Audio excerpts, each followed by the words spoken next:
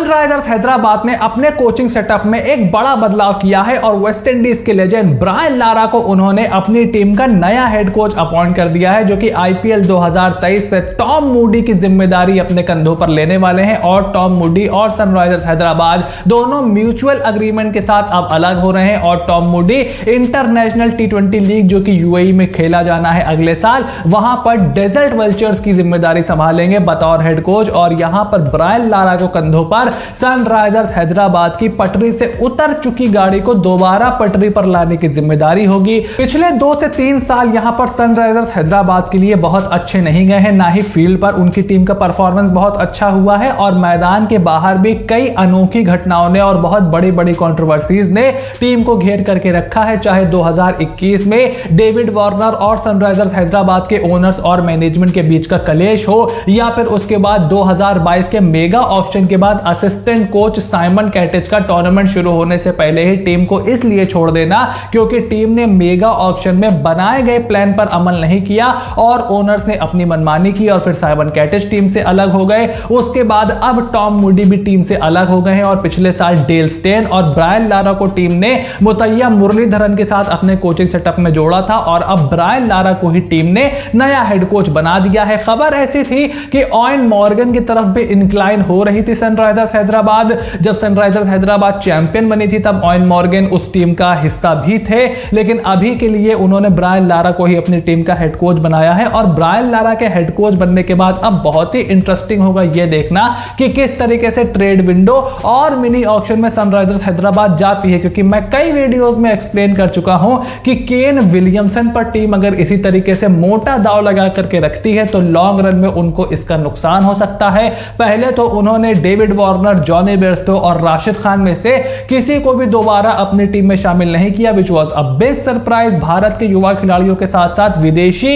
Inexperience खिलाड़ियों पर उन्होंने अपना दाव लगाया और उसके बाद अब केन विलियमसन को उन्होंने 14 करोड़ रुपए दिया और उनका स्ट्राइक रेट पिछले साल 100 से भी कम था। पावर प्ले में सबसे कम रन रेट से रन बनाने वाली टीम थी सनराइजर्स हैदराबाद और उसकी बड़ी वजह केन विलियमसन का बल्ला ना चलना था। ऐसे में हो सकता है कि अब केन विलियमसन के आगे भी टीम बतौर कप्तान किसी को देखे, क्योंकि केन विलियमसन ना ही विराट कोहली, रोहित शर्मा और एमएस धोनी जैसी ब्रांड वैल्यू लेकर के आते हैं और ना ही अपने इंजरीज से के चलते वो अब उस लेवल के खिलाड़ी हैं जिन पर आप बहुत ज्यादा बैंक कर सकते हो। तो क्या किसी भारतीय खिलाड़ी को आप कप्तान बना सकते हो जो कि केन विलियमसन के पैसे भी थोड़े कम करो, उनको आप कम रुपए में रिटेन करो और उसके बाद आप भारतीय कप्तान के साथ अपना एक ओवरसीज स्लॉट भी फ्री कर लो। तो बड़ी यहां पर जिम्मेदारी ब्रायन लारा के कंधों पर है। अक्सर हम देखते हैं कि जो मॉडर्न डे क्रिकेटर, जो रिटायर्ड क्रिकेटर्स हैं, जो कि नए नए कोचिंग सेटअप में आ रहे हैं, वो डेटा एनालिसिस और स्टैट्स पर बहुत ज्यादा फोकस करते हैं। चाहे ब्रेंडन मैककलम हो कोलकाता नाइट राइडर्स के लिए या फिर इंग्लैंड के कोच क्रिस सिल्वरवुड हो जो अब श्रीलंका के साथ है, वो सभी डेटा के साथ खेलते हैं। ऐसे में मुझे लगता है कि ब्रायन लारा भी हमें उसी पायदान पर चलते हुए दिखाई देंगे और सनराइजर्स हैदराबाद एक बहुत ही इंटरेस्टिंग टीम होगी to watch out in the trade window and mini auction. वहीं कोलकाता नाइट राइडर्स के newly appointed head coach Chandrakant Pandit ने भी कुछ दिनों पहले एक बहुत ही इंटरेस्टिंग बयान दिया था और अब ट्रेड विंडो और मिनी ऑक्शन की तस्वीर भी उनके दिमाग में धीरे धीरे साफ हो रही है, ऐसा उनका कहना है। उन्होंने बताया कि श्रेयस अय्यर हो गए या फिर बॉलिंग कोच भरत अरुण हो गए या फिर टीम के सीईओ वेंकी मैसूर हो गए, सबके साथ उनका अच्छा रिश्ता रहा है। काफी समय से वो एक दूसरे को जानते हैं और उन्होंने अभी से मिनी ऑक्शन की प्लानिंग शुरू कर दी है। चंद्रकांत पंडित ने टाइम्स ऑफ इंडिया को एक इंटरव्यू दिया था कुछ दिन पहले, जिसमें उन्होंने कहा था कि it is obviously a great advantage the rapport that we have for so many years, we know each other so well as a player and as a coach, we understand each other quite well, it's not only Shreyas Iyer but also Abhishek and the other support staff, Bharat Arun, we all know each other quite well.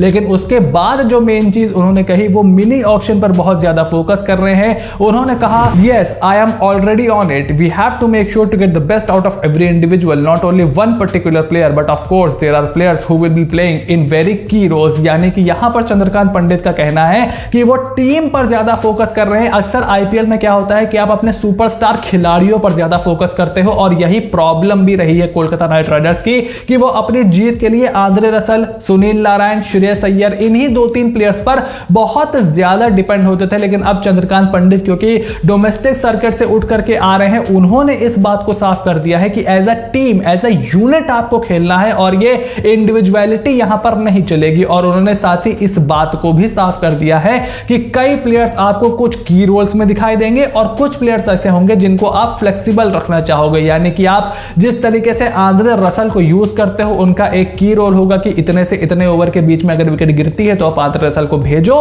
ताकि वो खुल करके match खेल पाए। कौन सा player finishing का role अदा करेगा, कौन सा प्लेयर ओपन करेगा, क्योंकि पिछले साल भरमार थी ओपनर्स की, बहुत ओपनर चेंज किए, 6 जोड़ी इस्तेमाल कर डाली केकेआर ने पूरे आईपीएल में, 22 खिलाड़ी उन्होंने इस्तेमाल कर दिए पूरे आईपीएल में। और यही एक समस्या कोलकाता नाइट राइडर्स की रही थी क्योंकि किसी प्लेयर का कोई फिक्स रोल नहीं था, किसी को समझ में नहीं आ रहा था कि क्या चल रहा है। और इसी वजह से अब चंद्रकांत पंडित ने इस चीज पर भी फोकस करना है कि एक खिलाड़ी को आप रोल दो और फिर उस रोल में उसे बैक करो, और अगर इस साल भी बहुत अच्छे रिजल्ट नहीं आते हैं तो आप आगे जाते हुए उन खिलाड़ियों को बैक करो। और यही उनका कहना है कि उन्होंने अभी से अपने दिमाग में मिनी ऑक्शन की तैयारी शुरू कर दी है, अपनी प्रिपरेशन स्टार्ट कर दी है और कुछ खिलाड़ियों पर उनका फोकस जरूर होने वाला है। यानी कि अब सनराइजर्स हैदराबाद और उसके साथ कोलकाता नाइट राइडर्स जो कि पॉइंट्स टेबल में नीचे की तरफ थी, उन्होंने अपने अपने नए कोच के साथ मिनी ऑक्शन और ट्रेड विंडो की तैयारी शुरू कर दी है। और मुझे ऐसा लगता है कि जल्द ही हमें पंजाब किंग्स के भी नए कोच की कंफर्मेशन मिल जाएगी। अब क्या वो ट्रेवर बेलिस होंगे, क्या वो ओवेन मॉर्गन होंगे, ये जरूर वक्त ही बताएगा। इस बारे में जो भी अपडेट होगी हम इस चैनल पर उसकी डिटेल में बात करेंगे। लेकिन यहां पर केकेआर और एसआरएच के कोचेस का मैंने आपको इसलिए तबसरा दिया है क्योंकि ये दोनों ही कोचों को अब यहां पर जरूरत है अपनी टीम को रीबिल्ड करने की। ना सिर्फ एज अ इंडिविजुअल प्लेयर्स उन्हें अपने खिलाड़ियों को देखना है, बल्कि एक जज्बा टीम के अंदर जगाना है, क्योंकि पिछले कई सालों से ये दोनों टीमें जीत के लिए स्ट्रगल कर रही हैं। कई बार टॉप 4 में जरूर पहुंची है लेकिन they haven't been able to make it through. और इन दोनों टीम्स में कुछ ऐसे प्लेयर हैं जो कि काफी ज्यादा ओवर प्राइज्ड हैं, जैसे केन विलियमसन हो गए, जैसे रोमारियो शेफर्ड हो गए, और उसके साथ कोलकाता नाइट राइडर्स में जैसे पैट कमिंस हो गए या फिर जैसे आपके वरुण चक्रवर्ती हो गए। ऐसे कुछ खिलाड़ी आपको ट्रेड होते हुए भी दिखाई दे सकते हैं। दोनों टीमों को अपने स्क्वाड को दुरुस्त भी करना है, तो ये दोनों टीमें किस तरीके से अप्रोच करेंगी मिनी ऑक्शन और ट्रेड विंडो को, वो बहुत ज्यादा इंपॉर्टेंट होगा देखना। और उस पर हम ऑलरेडी बात करते आए हैं और आगे भी करते रहेंगे। So you have to stay tune. अगर आपने चैनल को अभी तक सब्सक्राइब नहीं किया है, make sure to click on the subscribe button, press the bell notification, become part of the family. क्योंकि यहां पर ना सिर्फ हम खबर बताते हैं, सिर्फ खबर के बारे में बात करते हैं, बल्कि उसके पीछे की वजह जानने की कोशिश करते हैं कि उस खबर का, उस मूव का, जो भी टीम चल रही है, जो भी प्लेयर वो कर रहा है, उसका आगे जाते हुए इंपैक्ट क्या पड़ेगा। So you have to stay tune for everything that is coming your way and I will see you soon in the next video.